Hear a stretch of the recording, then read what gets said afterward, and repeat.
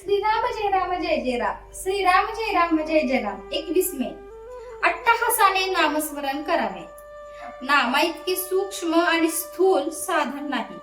एखादी गोष्ट अगदी कळकळीने सांगायची झाली म्हणजे अगदी बेंबीच्या देठापासून सांगतो असे आपण म्हणतो. त्याप्रमाणे नाम ही बेंबीच्या देठापासून घ्यावे, कारण सर्व वासनांचा उगम तिथेच आहे. आपण नामाची वस्ती तिथे ठेवून दिली म्हणजे आपोआप वासनाक्षय होईल. उगीच वरवर नामस्मरण करू नये. ते अट्टहासाने आणि अंतःकरणपूर्वक घ्यावे, यातच खरे हित आहे. आता वासनाच मेली तर आम्ही विषय कसे भोगू याची नाही काळजी करू. भगवंताची सत्ता जाणली की त्याला सहज जाणता येते. जो जाणेल भगवंत त्याला म्हणावे संत.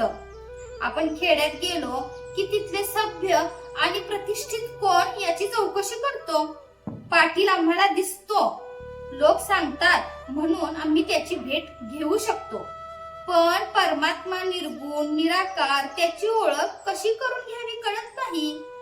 आम्हाला कळत नाही त्या सर्वच गोष्टी आम्ही कधी खोट्या मानतो का? आपल्याला असणारी तळमळ ही भगवंताची म्हणजे पूर्णत्वाची तळमळ आहे. नास्तिकाचा सुद्धा पूर्णत्वाकडे ओढा असतो. तेव्हा या तळमळीला भगवंत हेच औषध आहे. कोणतीही गोष्ट तळमळी वाचून चांगली होत नाही. प्रत्येक जीवाला तळमळ आहे खरी, पण ती कशासाठी हवी ते चुकले. ती तळमळ विषयाकडे गेल्याने जीवाला खरे समाधान मिळत नाही.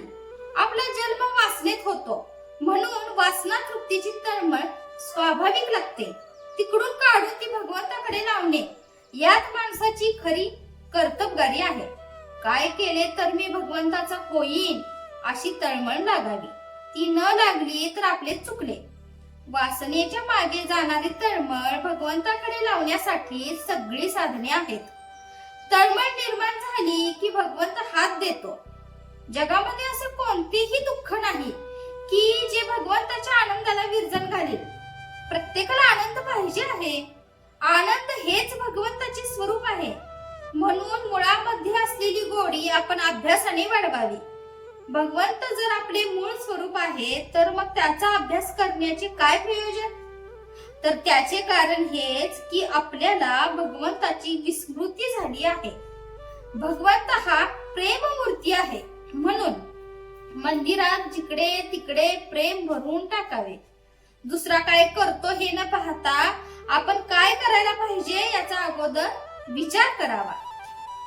जय जय रघुवीर समर्थ. आजचे बोधवाक्य. भगवंताचे नाम घेणे हे ज्ञान होण्याचेच लक्षण आहे. भगवंताकडे लक्ष लागले की आत्मज्ञान आपोआप होते.